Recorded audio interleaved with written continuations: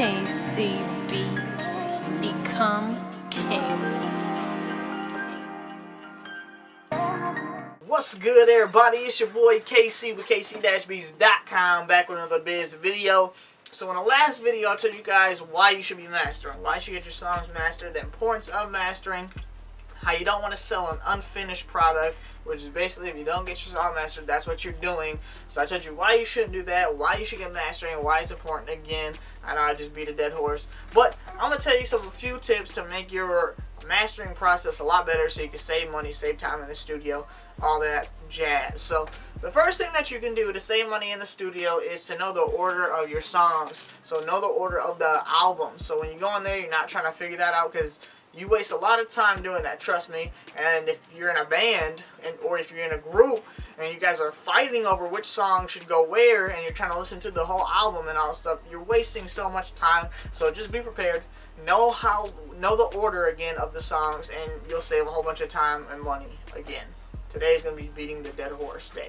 So the second tip is the good rule. To have a good mix. And a good mix starts with a good recording, and a good gear, and a good signal flow, and good levels, and good gain staging, which is levels. Again, we're beating the dead horse, but make sure you have the good rule. Otherwise, the end stage, the mastering is not going to fix all that junk before. So make sure you're in a good recording environment. You're getting a good clean recording with no sound.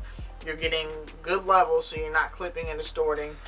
Your mix engineer is good enough to give you a good mix, and saves headroom for the mastering engineer, so they're not trying to limit something that was already limited, so you can still have some dynamics in your song. And if you do all that stuff, you'll be saving the engineer a lot less of a headache. Yeah. You'll be saving the engineer a headache, the mastering engineer. So, again, the good rule. So another tip is to hit up the mastering house and know exactly what they want.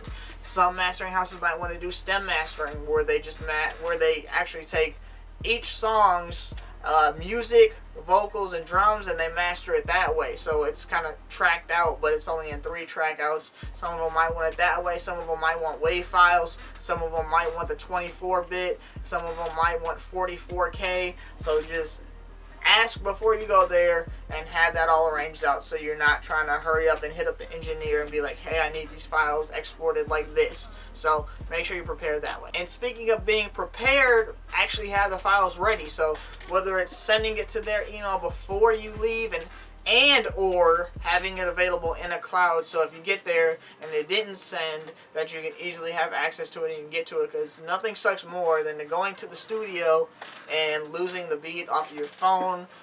Because I've had artists have a beat on their phone, and then their phone is dead and we can't get the beat off their phone, so we have to go search on the internet, and that's wasting their time. And you don't want to waste the engineer's time, you don't want to waste the money that you're spending trying to find the beat, because it's kind of like, why would you do that? So just be prepared.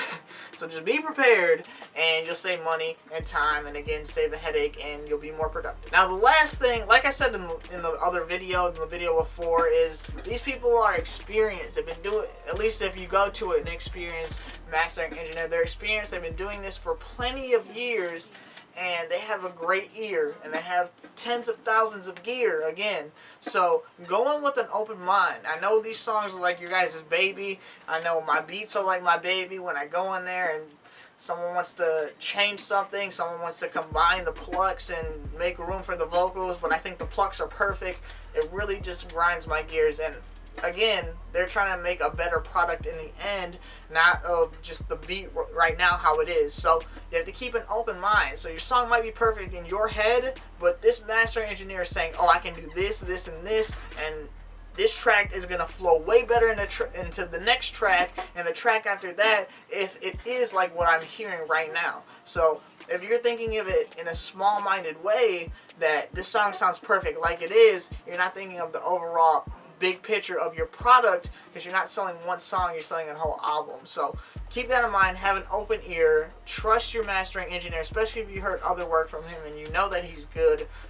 Trust him, let him do what he does, don't bug him and get all in his ear and give him a headache. He's not going to work good if you're giving him a headache the whole time. So have an open ear, do all the things that I listed before, and you'll have a productive and great product in the end. So once again, it's your boy KC with KC-Beatz.com, back with another biz video. See you guys in the next video.